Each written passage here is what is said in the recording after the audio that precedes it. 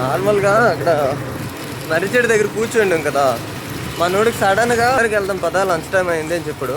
సరే పదా అని నేను కూడా లంచ్ టైం అయింది కదా అని వెళ్ళిపోదాం అనుకుంటే సడన్గా వీడికి రైజ్ అయింది అన్నదానం ఉంది ఊర్లో అంటే మా పక్కనే పెద్దమ్మ తల్లి టెంపుల్ దగ్గర అన్నదానం ఉంది. సో అక్కడికి వెళ్దాం అన్నాడు. కానీ టెంపుల్ దగ్గరికి కదా అని కొంచెం కాలు చేతులు నీటికి కడుక్కొని అన్నదానంకి వెళ్దాం అంటున్నాడు. సో ఫ్రెష్ అయ్యి వస్తాం ఫ్రెండ్స్. అయిపోయాం ఫ్రెండ్స్, అన్నదానంకి వెళ్ళిపోతాము. భోజనాలు కదా కొద్దిగా వేగంగా రెడీ అయిపోయాను, ఎందుకంటే అక్కడ ఉండవని మళ్ళీ వెళ్ళిపోతాయని 1:15 అయిపోతుంది అలా అని. టైం అయిపోయింది కదా, క్రౌడ్ కొంచెం తగ్గిపోన్నారు. టెంపుల్కి వెళ్ళి దర్శించుకొని వచ్చాము. ఇక్కడ అన్నదానం పెట్టడానికి కారణం ఏంటంటే ఈ దేవాలయం యొక్క 12వ వార్షికోత్సవం జరుగుతున్న సందర్భంగా ఇక్కడ అన్నదానం జరుపుతున్నామని చెప్పారు.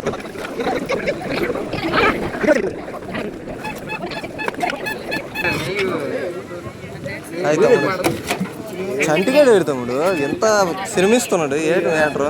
పెళ్ళి అయిపోయిందే, సంబంధం ఏంటయింది మరి? ఇంత కష్టపడతాడు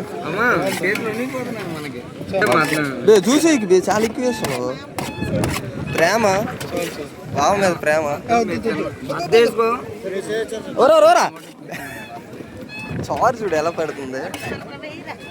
ఫ్రెండ్స్తో సరదాగా మాట్లాడుతూ తినేసాం.